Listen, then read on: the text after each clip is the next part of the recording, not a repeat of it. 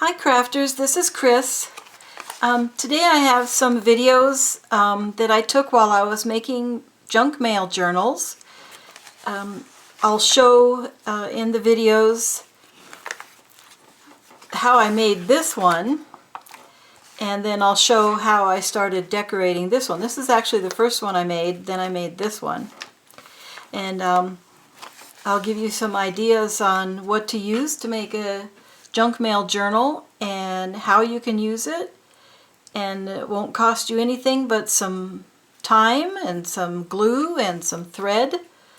And you'll need a needle and scissors. And that's about it. So stay tuned and see how it's done. And I'm going to make another junk mail journal out of junk mail. It doesn't take too long to collect, that's for sure. So I have another Joann's cover I can use, which I really like. Let's see what else. We have lots of envelopes. Here's an ace fold out. Let's see, 1, 2, 3. I could stitch that right in there. That'll give me several pages.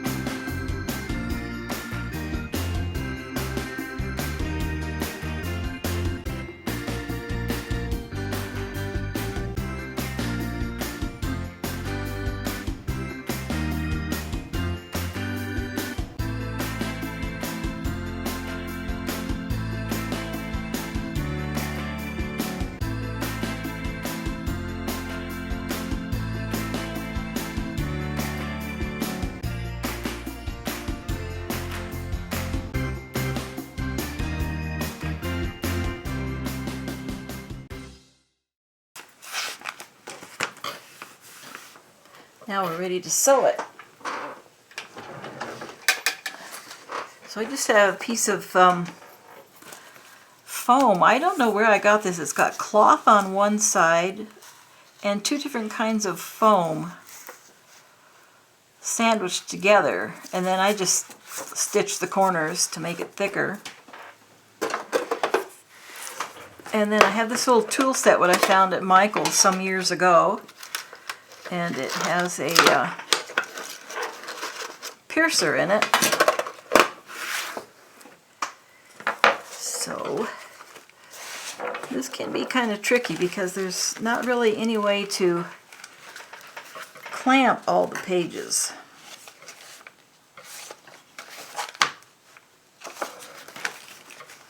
Because it's so tall. But we'll clamp what we can.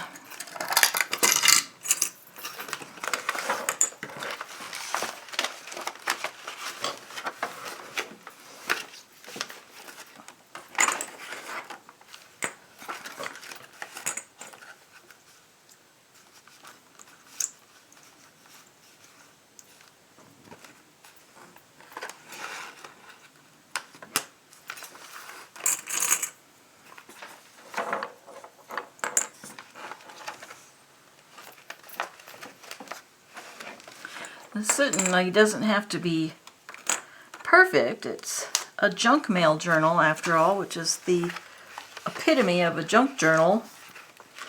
More junky than any junk journal.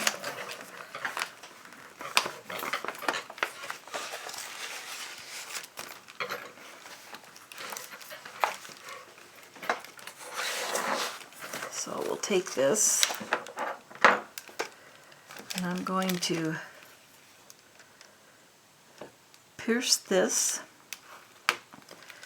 and I think I might use something that will hold that together while I pierce the other holes. Let's see what we can do. How about paper clips? So I'm just turning behind me here to my little cupboard. Some paper clips, and I'll try this. That might work. Hold that together.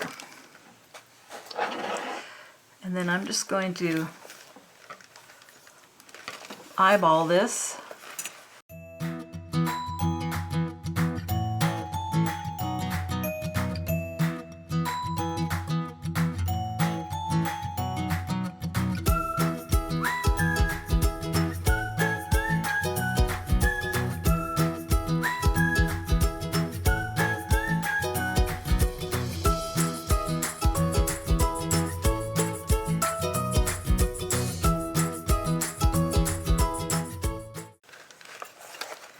Okay, it looks like a thorny bush. Okay, I got this at a thrift store. I think it's pearlized cotton crochet thread. I'm going to use that. And I think I have a needle that's got a big enough eye. That one has a pretty big eye. Here's one. I've got this one here. And you see how big that is? So I'm going to do 3 times the length and cut that. So it might be hard to get this through. Some of those cardboards are kind of thick, so I might have some trouble getting the needle through there.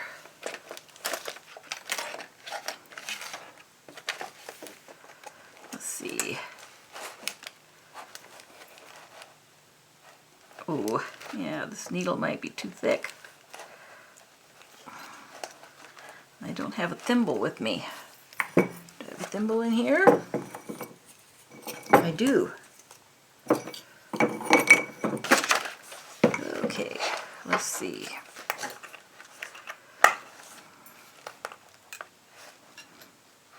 There she goes.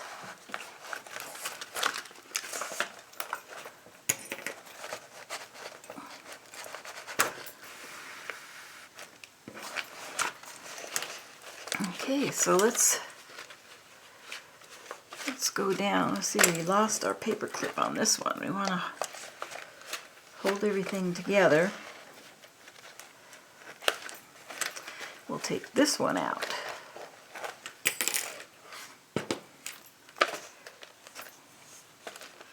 And we'll go down through that one. There it goes.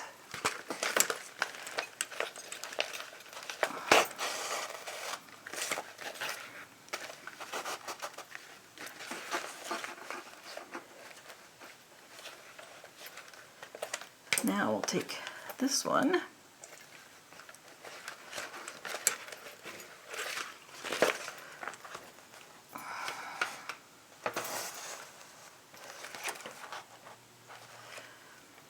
We're going to go all the way up to the top one. I think I'll wind it around here a bit.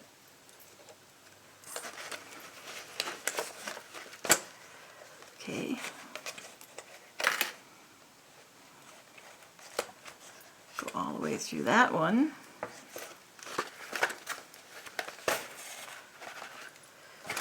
And then our last hole.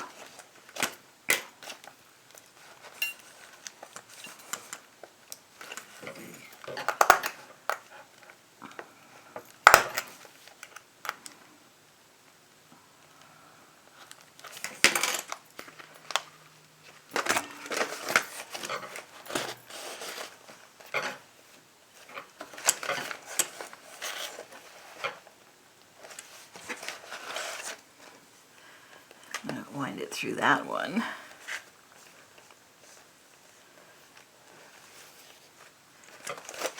And then take it back through the center hole, which, looking at it now, doesn't look very center, but I don't care. There we go.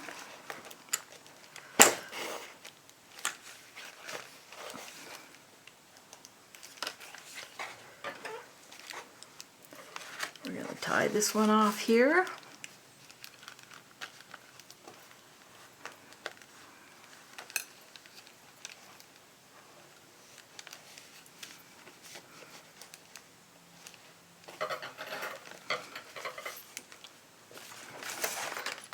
And we're going to tie this one off here.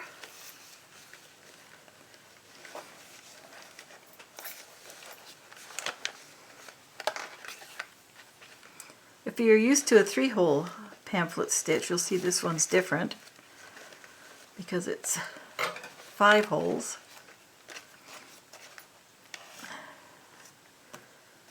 And you can adjust your stitch pattern to fit it just about any way you want. I'm going to put a square knot in here.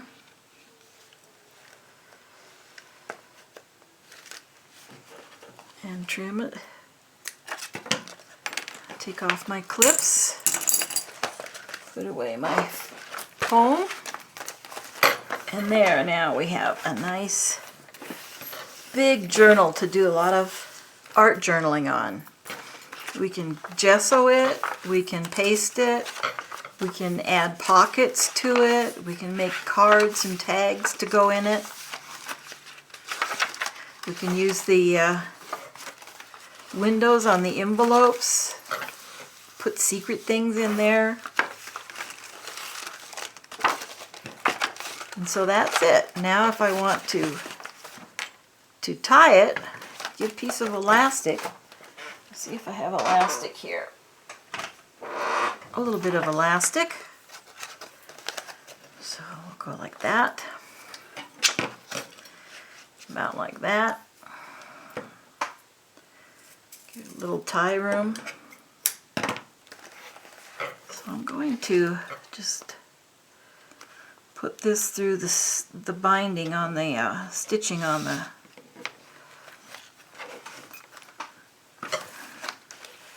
back here.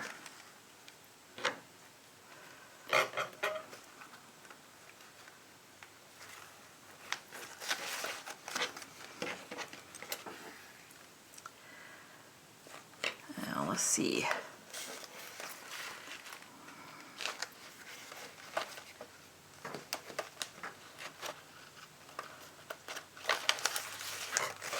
Okay.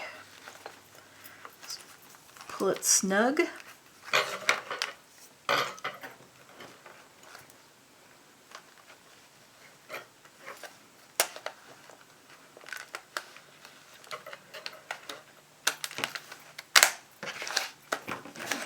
You could put charms on there if you wanted. I think I'll just trim it. And there we go. So now you'll never look at junk mail the same again, because now you have all these pages. Try different mediums and different techniques on it, and you won't be afraid of hurting an expensive journal, because this one didn't cost you anything but a little bit of time.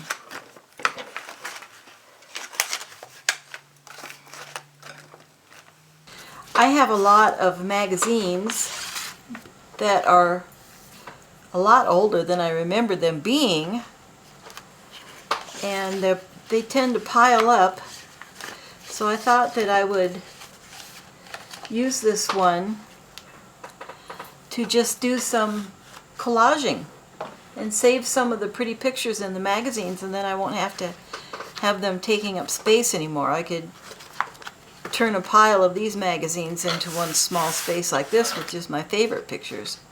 And I thought I might divide it into seasons. So I could do winter, spring, and summer, fall, like that. So I'm just going to let her roll while I work on this.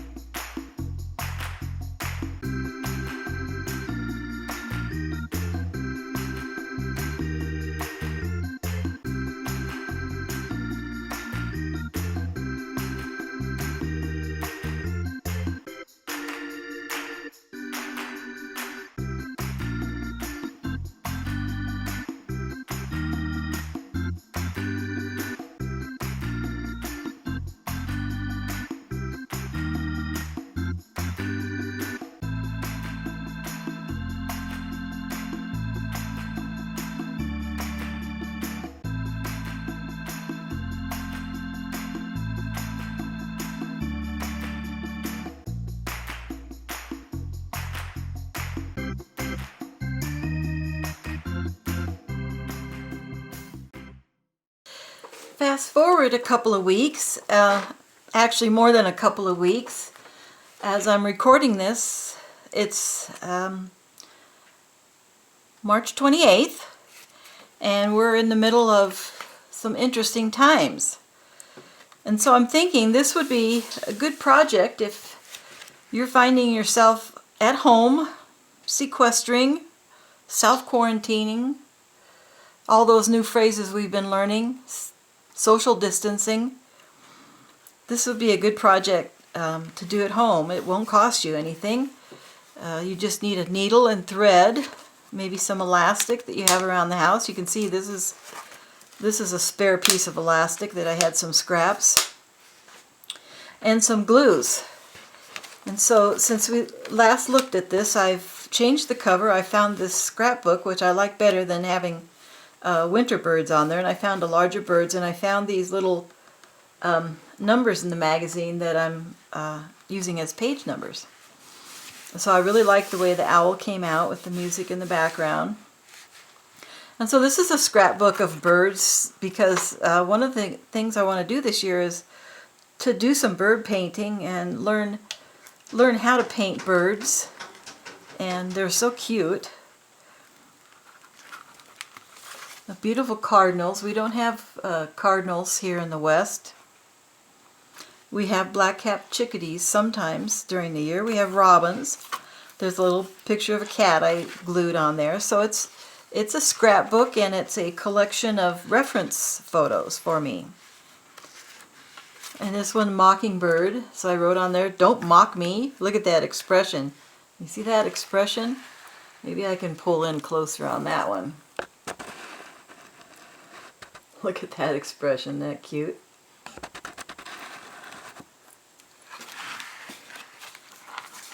There's a cedar waxwing. That's a beautiful bird.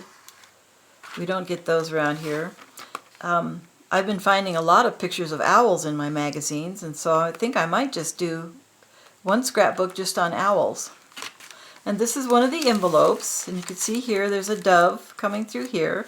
I put winter and birds and some hummingbirds, and I made a little card. I'm not sure which bird that is, but he looks very stately, or she. It looks like it might be a female. And then some more collaging on the back. So there's many different ways you can use these junk mail journals. You can use them to do some collaging. You could do it to collect pictures from magazines that you like. I think some people, what do they call that? A glue book? I just call it a scrapbook. Another thing you can do is you can try different techniques and different methods. You can try using the Mod Podge, and you can try the matte medium. I'm not sure if I have a matte medium at this time. You can learn to work with gesso if you haven't worked very much with gesso. It makes a good covering to work on. And then you can try different glues and see how they work. So I haven't used Fabri-Tac because it's kind of expensive, and I don't think it's necessary for this particular application. I like this Elmer's Craft Bond Paper Craft Gel. The bottle's really nice and soft, so it's easy to squeeze out when it's getting empty. I like that one, but I'm almost out of that, so I didn't really use it on this. There's also Aleene's Clear Gel Tacky Glue, and then there's Elmer's Craft Bond Quick Dry Glue. That's what I used in here so far, this and Mod Podge. You can also try out different kinds of glue sticks. Here's a Elmer's School Glue Naturals. I'm not sure about the pH balance or anything on any of those. Here's the Uhu. This Uhu, I think, might have been old because right after I opened it, the magic blue disappeared. And it works, but sometimes I have to glue down the edges. And then I just picked this up the other day. Gorilla Glue sticks. I've never tried that. Dries clear, safe, non-toxic, washable. So I'm going to try that in here and see how that works.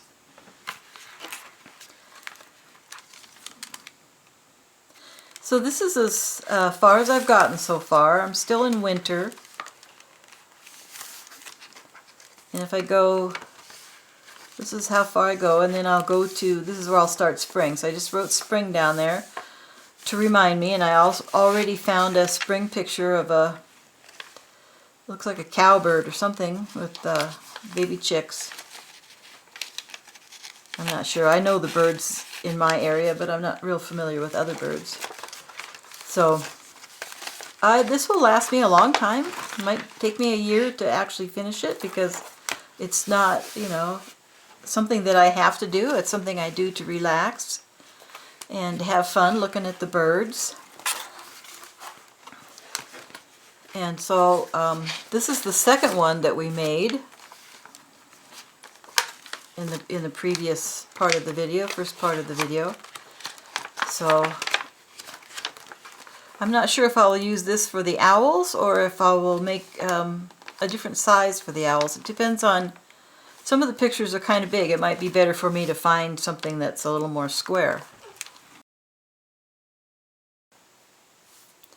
So maybe you have a pile of magazines that you can't bear to throw away, but you don't need the whole magazine. You just like the pictures in it. So you could do something like this to pass the time while we have to social distance and all those new phrases that we're learning. And make something like this and watch some other YouTube crafters and craft along with them. And make something pretty. So thanks for watching, and go make something. Bye-bye.